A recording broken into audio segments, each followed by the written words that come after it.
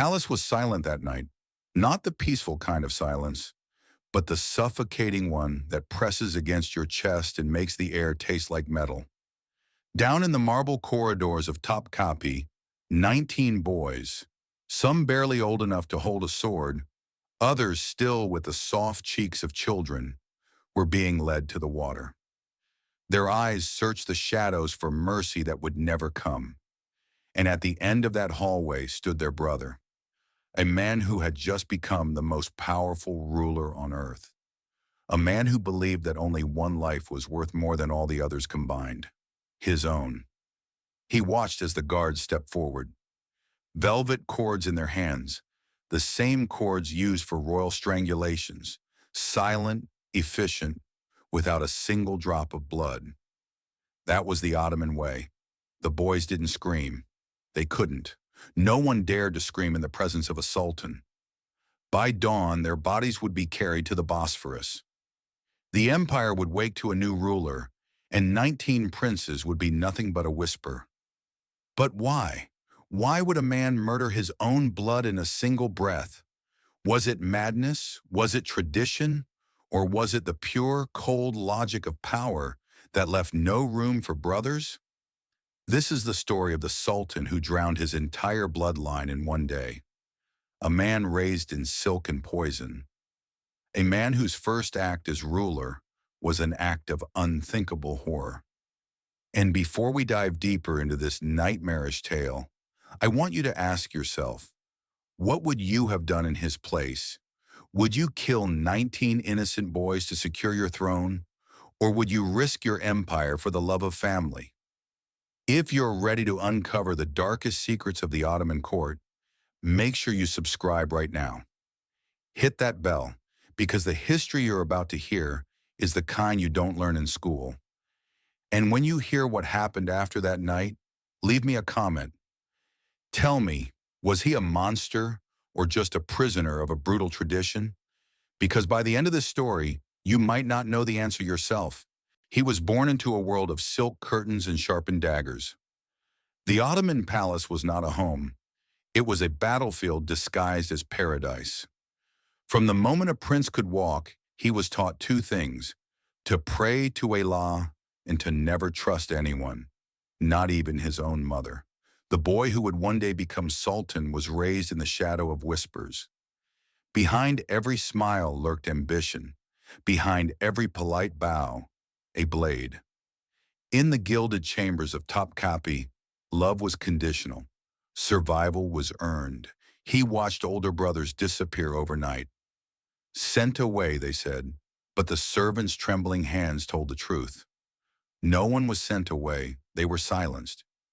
It was the law of the empire, the Qanun, a tradition as old as the dynasty itself. Fratricide, the killing of brothers. It was written in cold ink by Sultan Mehmed the Conqueror. Whichever of my sons inherits the throne may kill his brothers for the sake of order in the world. It sounded noble, for the sake of order. But in reality, it meant that the moment you wore the Sultan's crown, your brothers became your enemies, because any one of them could rise up tomorrow, claim the throne, and plunge the empire into civil war. So you had two choices: kill or be killed. And in the palace, everyone knew this, even the mothers, even the children. When he was still a boy, the future sultan would wake at night to the muffled sobs of women in the harem. He would see the eunuchs carrying away small, still bodies wrapped in silks. He would hear the rumors. This prince was poisoned in his sherbet, that one smothered in his sleep. No one asked why. Everyone knew why. So he learned early. Power was not inherited. It was taken. And as he grew, he learned the other lesson, the one whispered in the quiet corners of the palace. The strongest sultan is the one who hesitates the least. When his father died, the empire froze. Dozens of princes scattered across the provinces began sharpening their knives. Every one of them claimed they were the rightful heir. In the blink of an eye, a dozen potential civil wars erupted. The boy was only 16, barely more than a child. But he was quick, ruthless, smarter than his brothers. While they hesitated, he gathered the janissaries, the elite guards of the palace. While they plotted, he secured the treasury. And when they finally marched toward Istanbul, he was already seated on the throne. But he wasn't safe. No sultan ever was. In the corridors of Topkapi, his 19 younger brothers were kept in the cafes, the royal cage, a set of gilded rooms where princes were confined, raised like prize birds but forbidden to fly. They were healthy, intelligent, and most of all, they were threats. Advisors came to him in secret. "Your Majesty," the people whisper. "They say your brothers are gathering support." The Grand Vizier bowed low, his voice low and careful. "If you show mercy, they will one day show you none. It is better to act now. It is the Ottoman way." He tried to ignore them at first, tried to sleep. But in the quiet of the night, he heard the echoes of history, the stories of sultans who spared their brothers and were later overthrown. The blood of the empire was soaked with such betrayals, and then he made his choice. If he was to rule, he would rule without shadows. It would not be one. It would not be two. It would be all 19. In one night, no hesitation, no survivors. The plan was simple. The guards would move silently through the palace. The boys would be taken to the baths. No screaming, no blood, just silk cords wrapped around soft throats. Their small bodies would be laid in wooden boxes and lowered into the dark waters of the Bosphorus before dawn. And when the sun rose, the empire would belong to him alone. But what no one tells you is what happened the night before. Because that night, before the massacre, the Sultan walked alone through the cafes, past the rooms where his brothers slept, past the toys they still played with, past the tiny shoes left by the doors. Some of the boys woke and saw him. They smiled, called his name, reached for him with trust in their eyes. He did not speak. He did not stay. When he left that night, he was no longer a brother. He was a sultan. And the next morning the guards came. The palace at night was a labyrinth of shadows. Behind the carved wooden doors of the imperial council chamber, the air was thick with incense and fear. A small group of men sat in silence, their faces half hidden beneath the glow of oil lamps. These were not just servants or advisors. These were the architects of empire, viziers, generals, the chief eunuch of the harem. And at the center sat the young sultan. His face was calm, but his fingers drummed lightly against the armrests. No one spoke until the Grand Vizier cleared his throat. His voice was low, deliberate. "Your Majesty, you know why we are here." The Sultan's dark eyes flickered. He didn't answer. "The law of Mehmed the Conqueror exists for a reason," the Vizier continued. "If you leave the princes alive, they will be used against you. Even now whispers grow in the streets. There are those who believe another son of your father would rule better. The janissaries hear it. The people hear it. Soon, they will believe it." Another voice joined in, sharp and cold, the head of the palace guard. "We have loyal soldiers, but soldiers are men. Men follow power. Today they fear you. Tomorrow they may fear another." Then the chief eunuch stepped forward, his silk robes whispering across the marble floor. His tone was gentle, almost kind, but his words were poison. "You are the Padishah of this world, my lord, the shadow of a law on earth. You must not share that shadow. Even the smallest light can grow and cast yours into darkness." The room fell silent. Only the crackling of the oil lamps filled the air. The Sultan leaned back in his seat. His gaze drifted toward the ornate lattice window. Beyond it lay the cafes, where his brothers were kept like treasures in a vault. 19 young boys, his blood, his family. Some of them were too young to even say the word empire, and yet they were all threats. He remembered his father's fate, his uncle's. All the stories whispered to him as a child.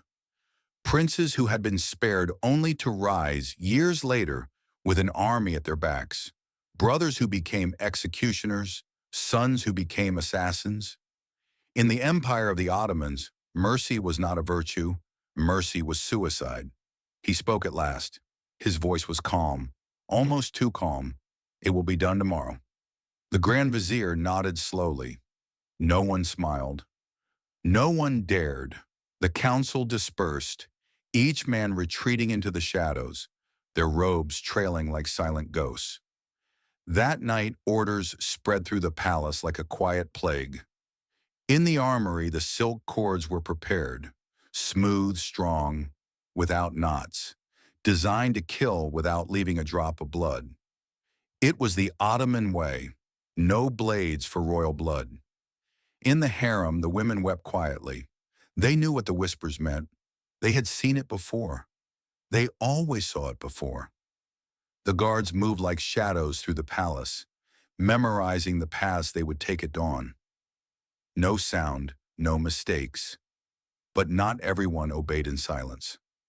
A young page, barely older than the princes themselves, rushed to the cafes that night. He couldn't hold his tongue. His loyalty was still human. He whispered through the carved wooden screens, warning the boys, "Your brother, the Sultan, he will—" But before he could finish, a hand clamped over his mouth. The chief eunuch appeared from the darkness, his gaze colder than the marble beneath their feet. Without a word, he dragged the boy away. No one ever saw him again. In the cafes, the princes stirred restlessly. Some sensed it, others didn't. One of the older boys, only 13, but already wise beyond his years, felt a change in the air. He whispered to his younger siblings, trying to comfort them. "It's just a rumor," he said. He couldn't, but his voice trembled. Meanwhile, in his private chambers, the Sultan stood alone. He had dismissed everyone, even his closest attendants. The moonlight spilled across the tiles like silver. On the table lay a single object, the royal decree authorizing the execution. His seal rested beside it. His hand hovered over it for a long moment. Perhaps he hesitated. Perhaps he didn't. No one knows. In the end, the seal pressed down. The wax hardened. The order was official, irrevocable, and in that moment, he ceased being a man. He became a sultan in the purest, most terrifying sense of the word. Absolute. Outside, the Bosphorus was calm. The city slept, unaware that by sunrise, 19 princes would be dead. And so the palace waited. The guards sharpened their resolve. The cords lay coiled like snakes ready to strike. The dawn was coming, and with it, the night of blood. Dawn crept over Istanbul like a thief, slow and silent, washing the domes of the palace in pale gold. But inside Topkapi, there was no warmth, no comfort, only tension so thick it seemed to hum in the air. The guards moved before the call to prayer, their footsteps muffled on the polished marble floors. They didn't speak. They didn't look at each other. Each man knew his role and the weight of it. The chief eunuch led the way, his expression unreadable. Behind him, 2 lines of soldiers carried the silk cords in their hands. No swords, no daggers. It was forbidden to shed royal blood. The empire demanded a cleaner execution. The cafes was still dim, the air heavy with sleep and dreams. Inside, the 19 princes stirred, some still curled up under silk blankets, others blinking awake. They were boys, most of them, barely more than children. The oldest, barely 15, woke first. He heard the faint creak of the iron latch on the door and froze. In that single moment, he understood everything. The guards entered like shadows. No shouts, no chaos, just the quiet inevitability of death. "Forgive us, my princes," one of the guards whispered, but his voice cracked as he said it. The boys didn't fight, not at first. Some thought they were being moved, taken to another part of the palace. One of the younger ones, no more than 5 years old, even smiled, thinking it was a morning game. But when the cords appeared, the smiles faded. The oldest prince stepped forward, placing himself between the guards and his brothers. His voice trembled, but he tried to sound brave. "I am the eldest. Take me first." The guards obeyed. Two men held his arms, another looped the cord around his neck. It was quick, efficient. The boy didn't scream.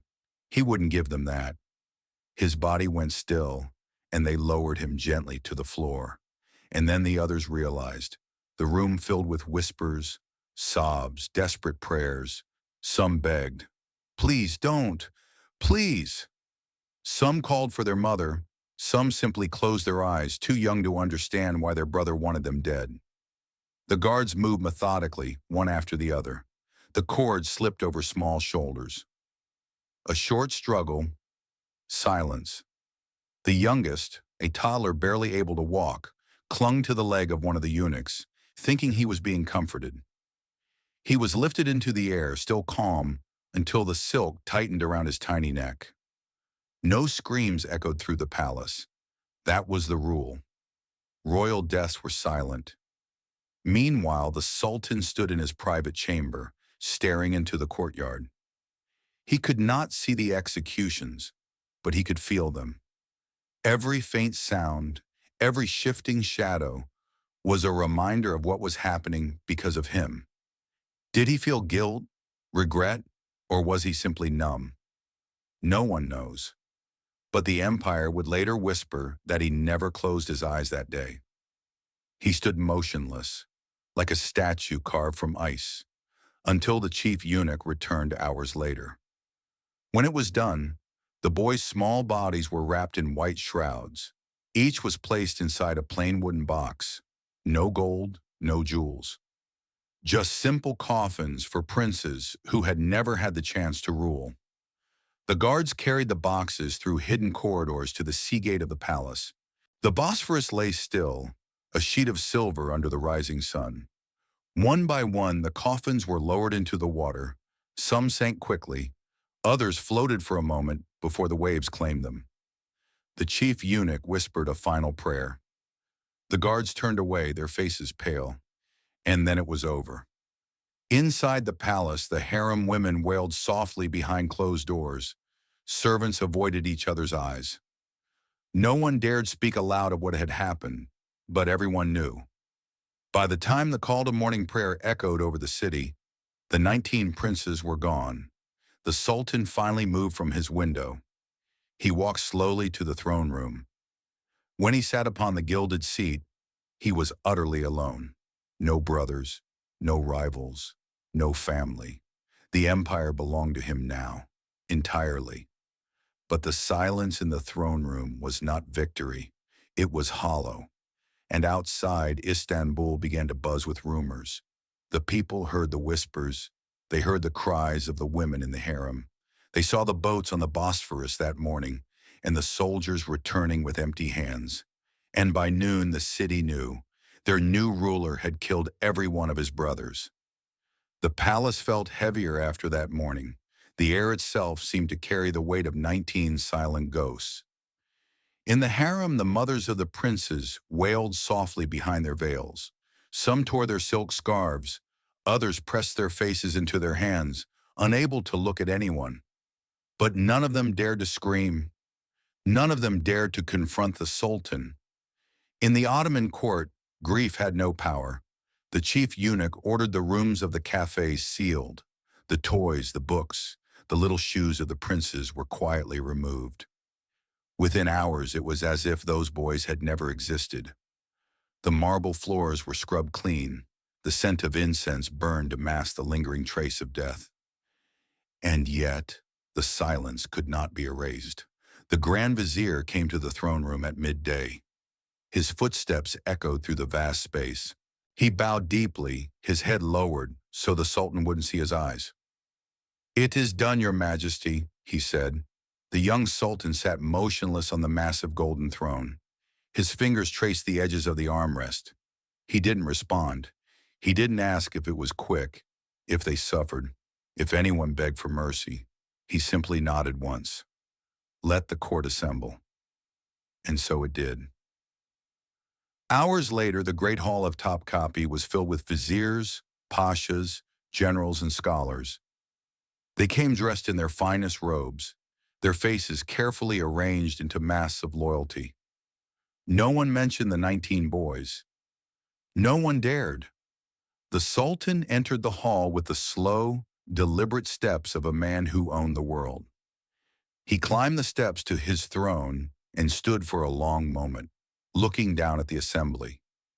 "There is only one ruler of this empire," he said. His voice was calm, steady. "And now, there is no doubt who that is." The men bowed. Some murmured praises. But behind their lowered eyes, there was fear. Outside the palace walls, the city was already alive with rumors. Fishermen on the Bosphorus claimed they saw small coffins floating in the dawn mist. Women in the markets whispered about the cries they heard in the harem before sunrise. Janissary soldiers muttered in low voices, "The new Padishah is merciless." By evening, the entire city knew the truth, and the reactions were divided. Some called it necessary. "It is the law of the empire," they said. "Better 19 dead than a civil war that kills thousands." Others called it monstrous. Mothers held their children closer. Fathers avoided speaking of it aloud, afraid their words would reach the wrong ears. In the streets, an old man spat into the dirt and muttered, "He killed his own blood. What will he do to strangers?" Even within the palace, the mood was uneasy. Servants walked more carefully, their eyes always on the floor. Eunuchs spoke only in whispers. The guards held their posts with rigid precision, as if any mistake would be punished with the same cold efficiency that claimed the princes. And the Sultan? He began his reign in absolute silence. No celebrations, no grand feasts, no proclamations of joy. For 3 days, the palace remained shrouded in an eerie calm. The throne room was open, but few dared enter. The Sultan received foreign ambassadors without a smile. He signed decrees without hesitation. He inspected the janissaries with cold, sharp eyes that betrayed nothing. But at night, he was said to walk the palace alone. The chief eunuch once glimpsed him in the cafes, standing before the empty rooms where the princes had lived. He did not speak. He simply stared at the abandoned beds, the empty shelves. Some claimed he wept in those moments. Others said he felt nothing at all. But the truth, no one knew. What was certain was this: the Sultan had secured his throne. There would be no rival brothers, no civil war, no challengers with royal blood. And yet something in the empire shifted. For centuries, fratricide had been part of Ottoman tradition, but never had it been done so brutally, so completely in a single night. It was as if the young Sultan had taken the law and magnified it into something darker. Even the ulama, the scholars of the faith, began to question quietly. Was this justice? Was this in line with the will of Allah? Or had fear gone too far? But no one dared say it aloud. The Sultan ruled now with an iron grip, and still, whispers followed him wherever he went. They called him the brother killer. And even as he began to build his empire, that name clung to him like a shadow. The empire was vast, stretching from the deserts of Arabia to the mountains of the Balkans. But news traveled faster than any caravan. Within weeks, even the farthest provinces knew what had happened in the heart of Topkapi, and fear began to ripple outward. In the provincial courts, governors spoke in hushed tones. If a sultan can kill 19 of his own blood without hesitation, what mercy will he show to the rest of us? Letters written in careful, trembling script reached the capital, each one a pledge of loyalty. But beneath the ink, there was something else, a quiet desperation. In the Janissary barracks, soldiers trained harder than ever. They knew the Sultan was watching. The slightest hint of disobedience could mean execution, and now they had seen exactly what his mercy was worth. Even the Grand Vizier, who had stood by the Sultan's side during the council, moved cautiously. He chose his words like a man stepping barefoot over glass, because this was no longer just the law of Mehmed the Conqueror. This was something different, something colder, something absolute. The ulama, the scholars of Islam, met in secret, debating the morality of the act. Some argued that the Qanun allowed it, that it was for the greater good of the empire. Better 19 lives than tens of thousands in civil war, they repeated like a prayer. But others lowered their voices and asked the forbidden question: was it still the will of Allah, or was it the will of one man's fear? The streets of Istanbul buzzed with rumors. Some said the Sultan could not sleep, that the spirits of the drowned princes visited him at night. Others swore they saw pale, wet figures walking the palace halls at dusk. Mothers in the city began telling their children stories. Behave, or the brother killer will come for you. And far beyond the palace walls, foreign ambassadors took note. In Venice, they wrote, "The Ottoman Sultan has removed every rival in a single night. He rules alone, without brothers, without heirs. He is both stronger and more vulnerable than any before him." In Persia, the Shah laughed at the brutality. They slaughter their own like lambs. This is how they hold their throne? Like cowards?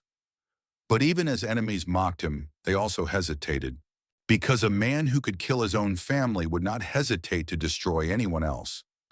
Inside the palace, the atmosphere hardened. The harem fell silent. The laughter of children, a sound that once echoed through the gardens, vanished completely. The cafes, once a gilded cage for future princes, stood empty, and the women of the palace began to live in terror. For centuries, the birth of a son had been the ultimate ambition of any concubine or wife of the Sultan. But now a son was not a blessing. It was a curse. Why bring another boy into a world where his life would end with a silk cord?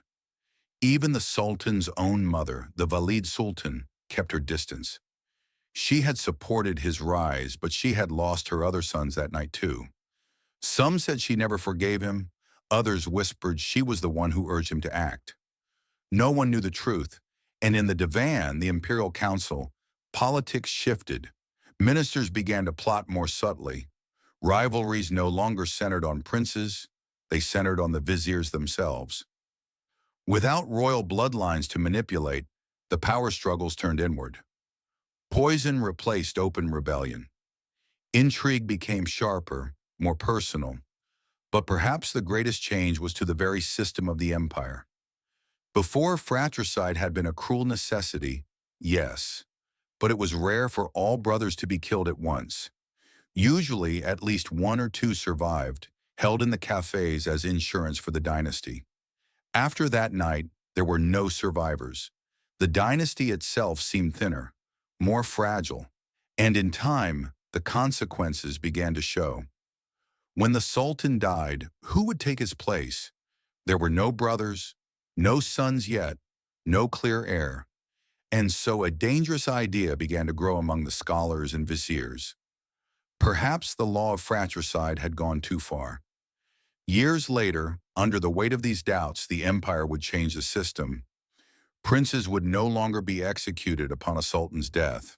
Instead, they would be imprisoned in the cafes for life, living like birds in a cage, forbidden to rule, forbidden even to see the outside world.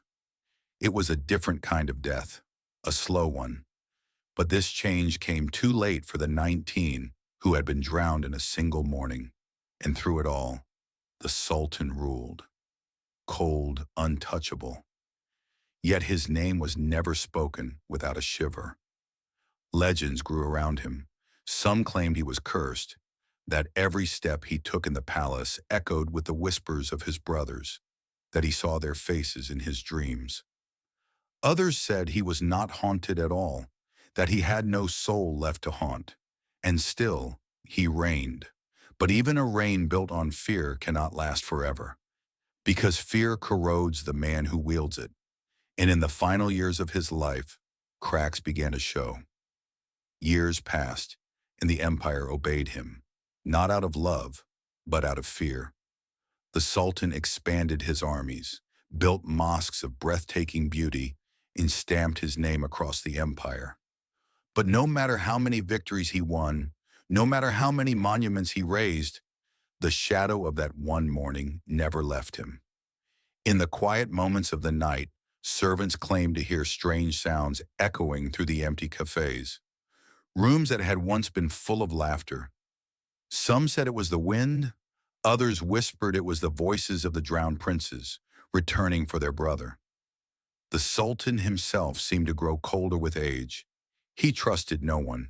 He ate only food prepared by his most loyal eunuchs, drank from cups washed 3 times.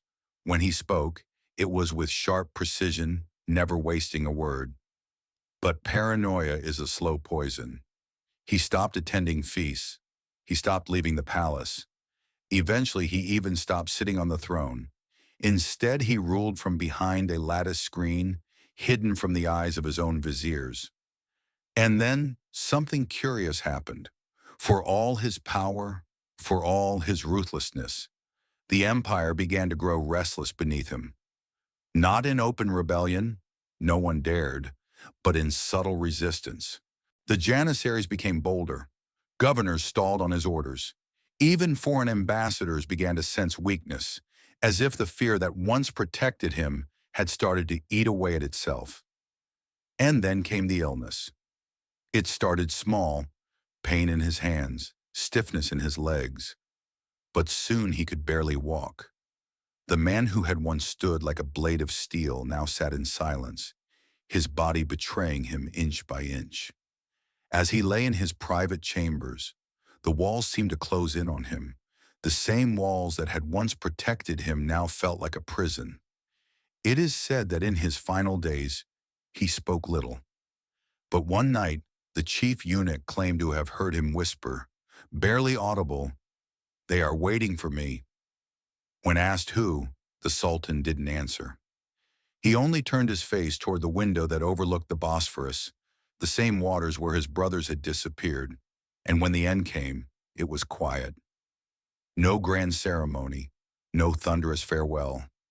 The Sultan died in his bed, surrounded not by family, there was none left, but by eunuchs and guards who had served him out of duty, not love. The news spread quickly. The city held its breath. For some, his death was a relief. For others, it was a question. Who will rule now? There were no brothers left, no sons ready to take his place. The dynasty itself trembled on the edge of collapse. In the days that followed, the palace opened the doors of the cafes once again. But this time, there were no princes waiting inside. The silence was deeper than ever. And so, the empire was forced to change. After him, the law of fratricide was softened. No longer would princes be drowned in silk cords. Instead, they would live locked away for life, still prisoners, but alive. The Sultan who drowned his 19 brothers had pushed the ancient tradition to its darkest extreme, and in doing so, he ended it. But his name lived on. In the streets of Istanbul, mothers still told their children the story. "Beware the brother killer," they whispered. "Even your own blood can betray you." In the courts of Europe, his legend grew into a tale of Eastern cruelty, an image of a sultan who killed not out of necessity, but out of pure, cold fear. And in the palace itself, his ghost remained. Servants said that on certain nights just before dawn, you could hear soft footsteps near the sea gate. 19 shadows standing by the water, waiting for the one who had sent them there. Was he a monster, or was he simply a man trapped in a system built on blood? The answer depends on how you see power, because in the Ottoman Empire, mercy was not survival, mercy was death. And so I ask you, if the throne was yours, if the weight of an empire rested on your shoulders, if your brothers were the only thing standing between you and a bloody civil war, what would you have done? Would you have spared them, knowing one day they might kill you? Or would you have tightened the silk cord with your own hands? Tell me in the comments. And if this story shocked you, if it made you see history in a way you never have before, make sure you subscribe because there are more stories like this. Stories of power, betrayal, and the darkness it leaves behind. The empire remembers. And now, so do you.